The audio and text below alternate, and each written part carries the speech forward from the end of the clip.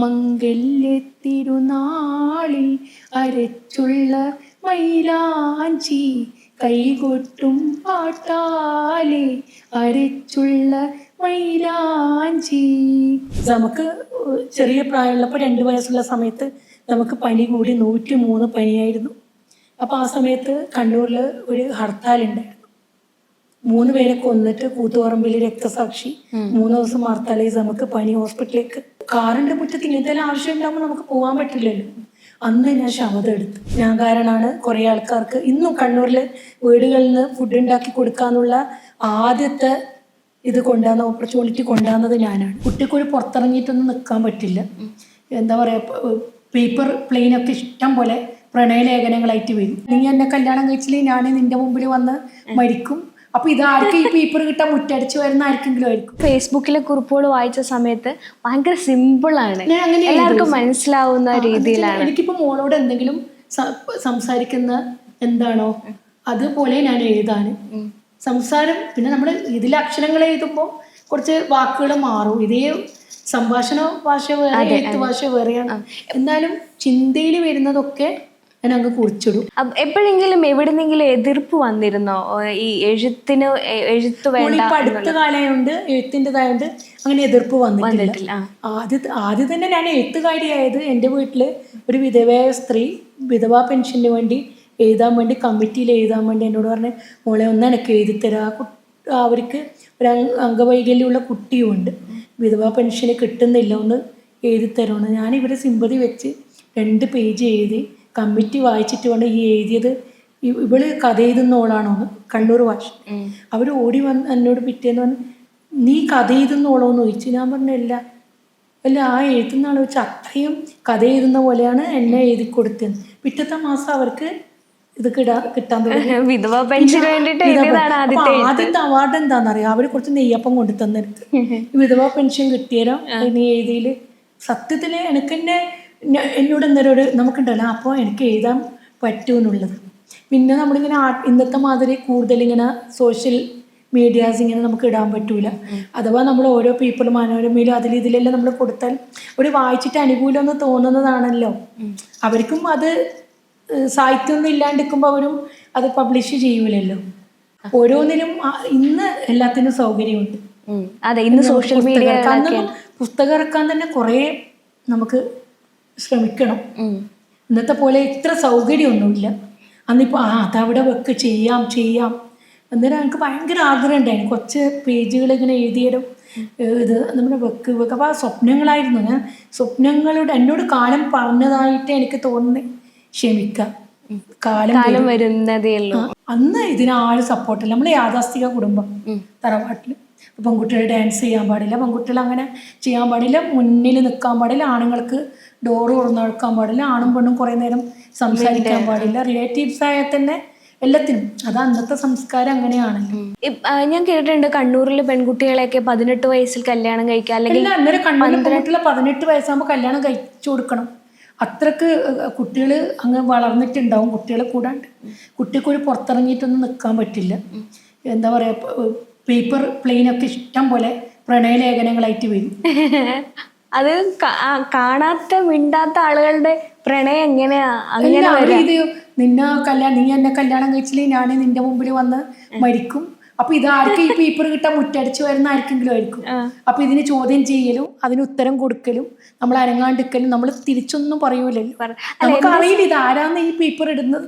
എന്റെ സംശയം കണ്ണൂരിലെ പെൺകുട്ടികൾ പുറത്തിറങ്ങില്ല, ആരോടും മിണ്ടില്ല, ആണുങ്ങളോടും മിണ്ടില്ല എന്നുള്ളതല്ലേ. എല്ലാ സ്ഥലത്തും നമ്മളെ കൊണ്ടുപോകാറുണ്ട്, വരാറ് എല്ലാം.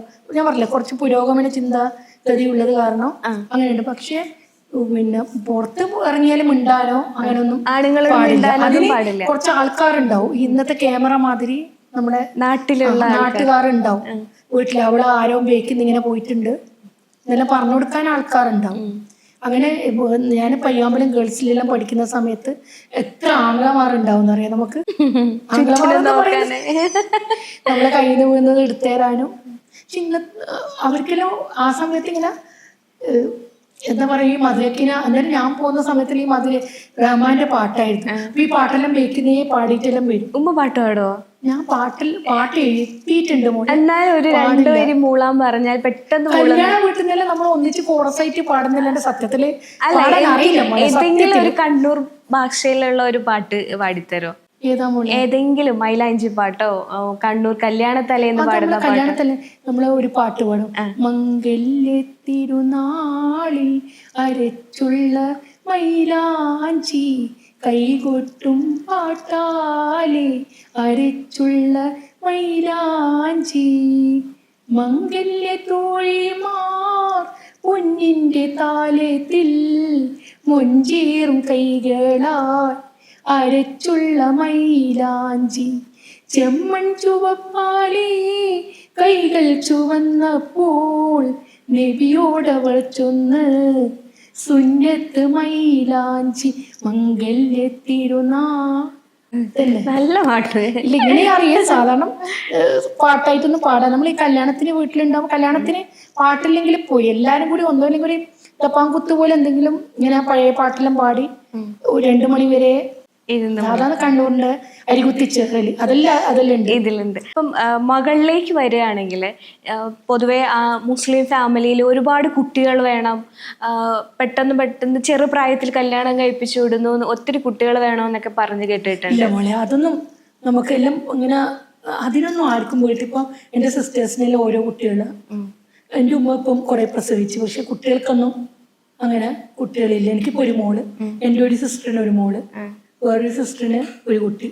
അങ്ങനെ മുസ്ലിം ഫാമിലീസിൽ അങ്ങനെ ഒരു ഇപ്പൊ ഇല്ല മോളെ. അത് പണ്ടെല്ലാം കഴിഞ്ഞ്, അതെല്ലാം 20-ാം നൂറ്റാണ്ടിൽ കഴിഞ്ഞ്. 21 ആവുമ്പോക്ക് എല്ലാരും എല്ലാരും പുറത്തെല്ലാം പോയി അവര് ലൈഫെല്ലാം പഠിച്ച് എങ്ങനെയാണെന്നുള്ളത്.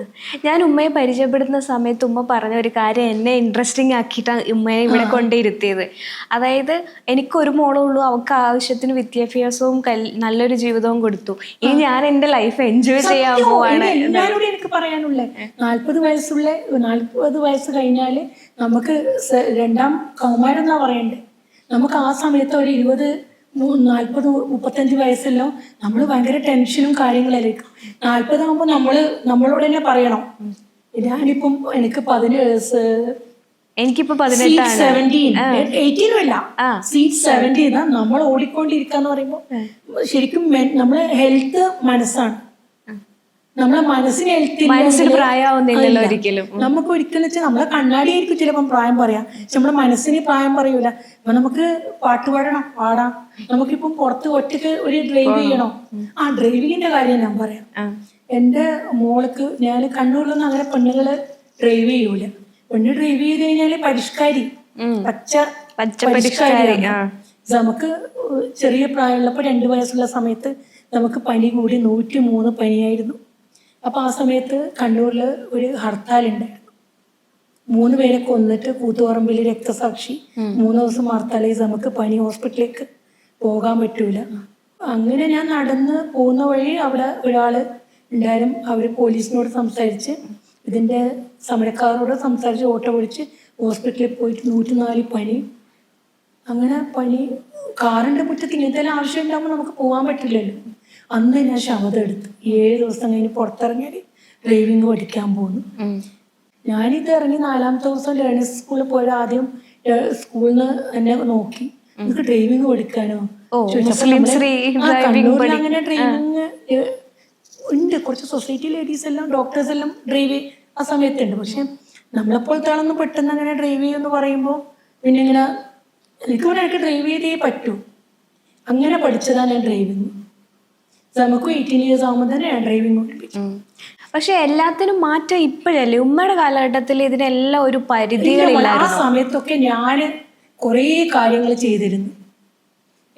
ഞാൻ പുറത്തിറങ്ങൂല, പക്ഷെ കുറേ ആൾക്കാർക്ക് ജോലി സൗകര്യങ്ങൾ ഞാൻ കാരണമാണ്. കുറേ ആൾക്കാർക്ക് ഇന്നും കണ്ണൂരിൽ വീടുകളിൽ നിന്ന് ഫുഡ് ഉണ്ടാക്കി കൊടുക്കാന്നുള്ള ആദ്യത്തെ ഇത് കൊണ്ടുവന്ന ഓപ്പർച്യൂണിറ്റി കൊണ്ടുവന്നത് ഞാനാണ്. സ്ത്രീകളോട് പറയും, നിങ്ങളെ വീട്ടിലുള്ള ഇന്നത്തെ ഫുഡ് ഉണ്ടാക്കി വിതരണം ചെയ്തോളൂ. അങ്ങനെ പാർട്ടികളെല്ലാം വരുമ്പം എല്ലാവർക്കും ഇപ്പോൾ സമയമില്ലാത്ത ആളുകൾ ഇങ്ങനെ ഓരോരാൾക്ക് സബ്ബായിട്ടും എല്ലാം കൊടുത്ത് അന്ന് മുതൽ കുറേ ആൾക്കാർ സ്വയം തൊഴിൽ കണ്ടെത്തി. എനിക്ക് മാധവക്കുട്ടിയുടെ എഴുത്തുകൾ എപ്പോഴും ഒരു റെഫറൻസ് ആയിട്ട് എടുക്കണം എന്ന് തോന്നിയിട്ടുണ്ട്, അല്ലെങ്കിൽ അങ്ങനെ എടുത്തിട്ടുണ്ടോ? ഞാൻ എല്ലാ പുസ്തകവും വായിക്കുമ്പോളെ, പണ്ട് നമുക്ക് പിന്നെ സ്റ്റേഡിയത്തിൽ ലൈബ്രറി ഉണ്ട്, അവിടെ ആഴ്ചക്ക് പോയി 3 പുസ്തകം എടുക്കും, നമുക്ക് ഉപ്പ ചേർത്താണ്. അതിനൊക്കെ പ്രശ്നം നമ്മൾ കാണാണ്ട് വായിക്കണം ഈ നോവലും കാര്യങ്ങളെല്ലാം. നിർമ്മാതളയിലും വായിച്ച് കുറെ കരഞ്ഞിട്ടുണ്ട്.